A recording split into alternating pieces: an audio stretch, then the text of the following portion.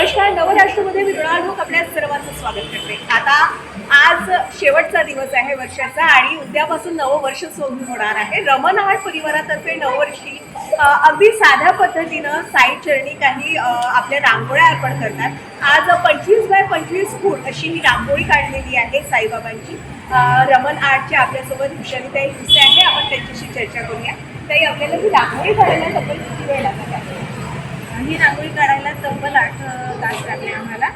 त्यातला असं समजून घ्या की अर्धा तास फक्त आमचा रेखाटनामध्ये गेला आणि उर्वरित 7.5 तासामध्ये आम्ही ही रांगोळी पूर्ण केली।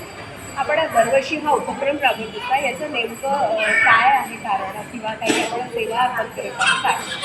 नाही, ही आमच्याकडून एक प्रकारे सेवाच आहे। सर्व साई भक्तांसाठी नवीन वर्षाच्या पूर्वसंध्येला आणि नवीन वर्षाच्या पहाटेसाठी म्हणून आम्ही ही रांगोळी तयार करत असतो। आणि आमचा एकच उद्देश असतो की साई चरणी आमची एक चांगली सेवा या ठिकाणी सादर झाली पाहिजे आणि साई भक्तांसाठी नवीन वर्षाची एक भेट आमच्याकडून असायला पाहिजे, यासाठी आम्ही ही रांगोळी तयार करतो। तब्बल 8 तास ताईला हे रेखाटण्यासाठी लागले आहे। एकूण किती कलाकार होते आपल्याबरोबर आणि याबरोबर?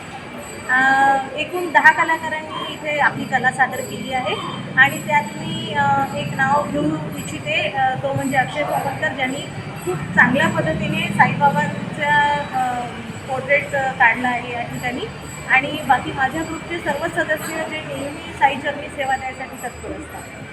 मला सांगत आहे ही जी आपण रांगोळी रेखा केली आहे तब्बल किती रांगोळी लागलेली आहे? कारण रांगोळी आपण साधारण म्हटलं तरी एखादी किलो जातो। छोटीशी जरी रांगोळी काढली तर आपण आता एवढी मोठी रांगोळी काढली आहे, भव्य किती रांगोळी काढली? या ठिकाणी आम्हाला जवळपास 100 ते 110 किलो रांगोळी लागलेली आहे। आणि बाकी जे काही आहे ते तुम्ही बघतच आहे।